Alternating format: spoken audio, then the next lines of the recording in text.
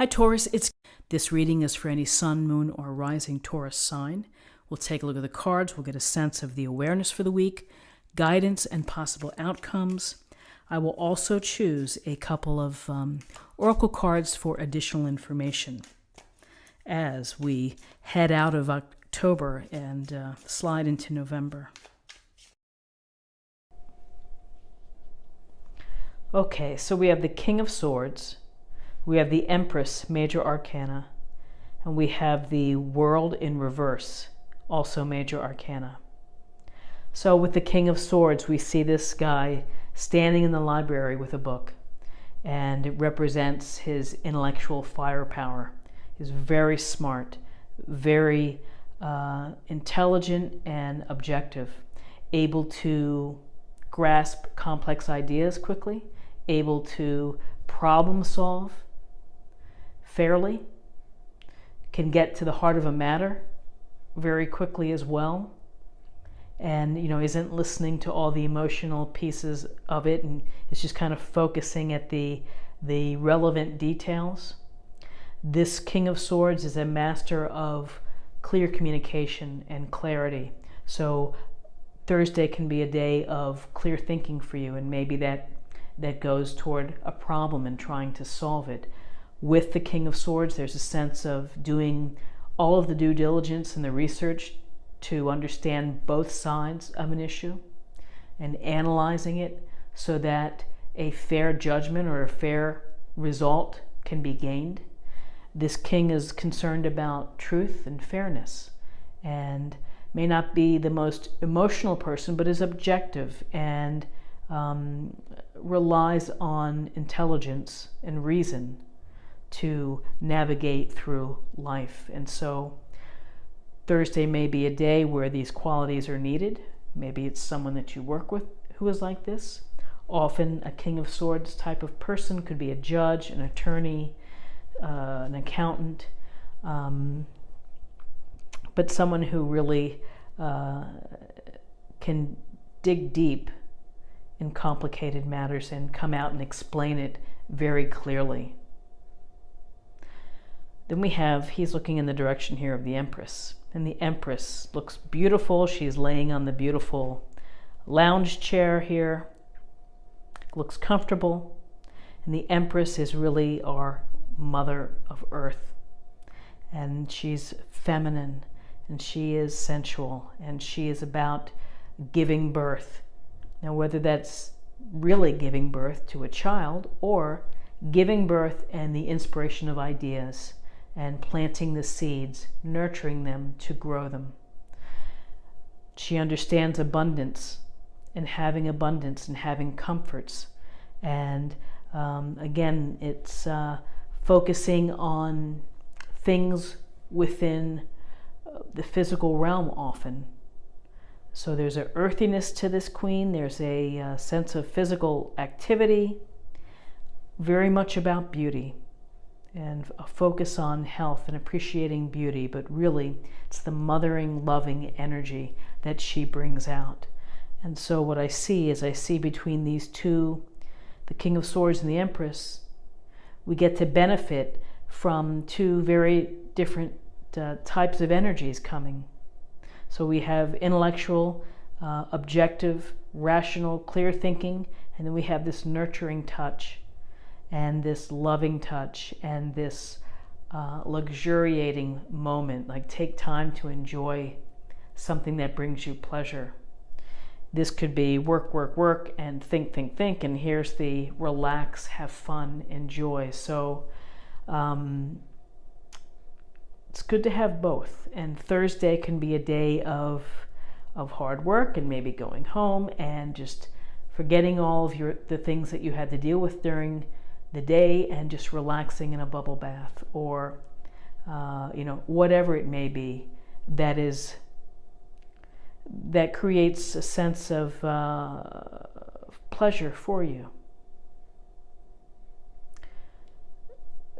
Again, inspiration, creativity, giving birth to new ideas, nurturing them. And then we have the World in Reverse. And in this World card, we have this woman here She looks like she's in charge. We see the gear and the world in reverse. It's really a delay in dreams or goals or desires, coming through. There's a delay in your recognition. And if you recall from a traditional Rider-Waite illustration, it's the woman kind of skip dancing with the wands within the wreath. I think she has a purple sash. And in this illustration, she's just kind of looks powerful. And the world is about things are always happening, and there's movement with the world, but there's also a sense of completion, reaching your goals and feeling whole. In reverse, there's a delay, or maybe you're close to your goal and you're not getting those feel-good feelings. Like, gosh, I've worked so hard for this. So maybe there's just a sense of disappointment. It also could relate to patience. Maybe you've been toiling away on something and you just can't wait for it to be over. And it's taking more time than you had planned. And again, sometimes when that happens, it can create frustration. And when we're frustrated, we want to stop doing things. So I think that with the world in reverse, it would be wise to take a moment to reflect, to think about, are these things that were in my control or out of my control, of any delays or sticking points. Sometimes this looks like this gear could just not run as smoothly. And so that's how I would view the world, is that it's you're getting to your goal, to your dream, taking longer. You just, whatever, maybe some obstacles coming up your way, but can cause you to lose patience.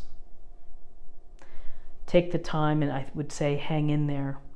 Rely on maybe some people who can help talk you through these stuck moments. Someone who would be an expert like a King of Swords.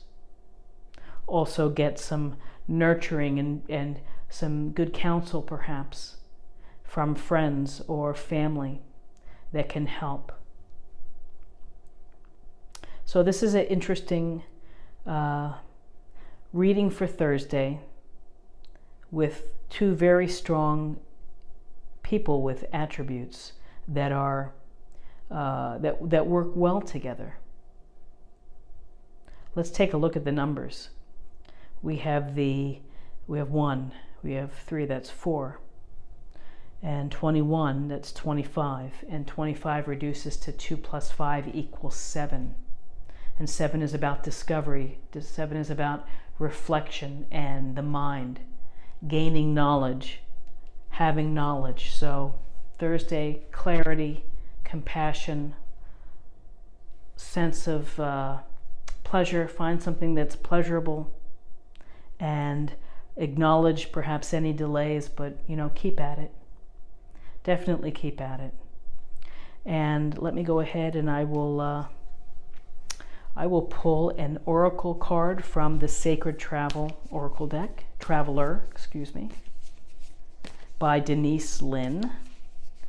And we'll see what additional information we can have.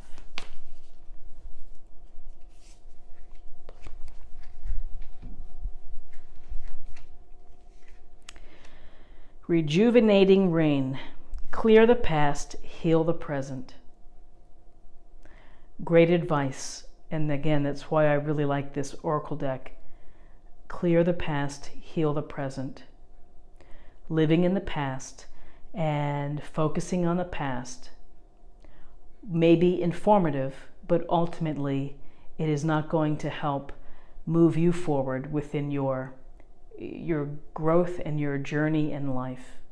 And so you have to let the past go, because if you're stuck in the past, it's keeping you in a place. It's almost like being in a glass cage. You're just there. Get out of the cage and keep moving on to your current place and where you want to go. I think there's a lot to be said for trying to stay present. We spend most of our lives, we're planning to go to college, we plan to do this, we're thinking forward, We think lovingly of the past, but it just seems that we forget about now. We forget about today. And one of the best practices that I ever had was, in the last 2 years, is to really not get ahead of myself. It's really to think about each day and to start each day with a gratitude affirmation or something that can, just set the tone for being where I am right now. And a dear friend of mine who is close to 90 said, "Why are you always wanting to get ahead of time here? Just enjoy the moment, because you don't know what's going to happen in days and months to come. Enjoy today." And those are really true words, and it's, again, hard to do.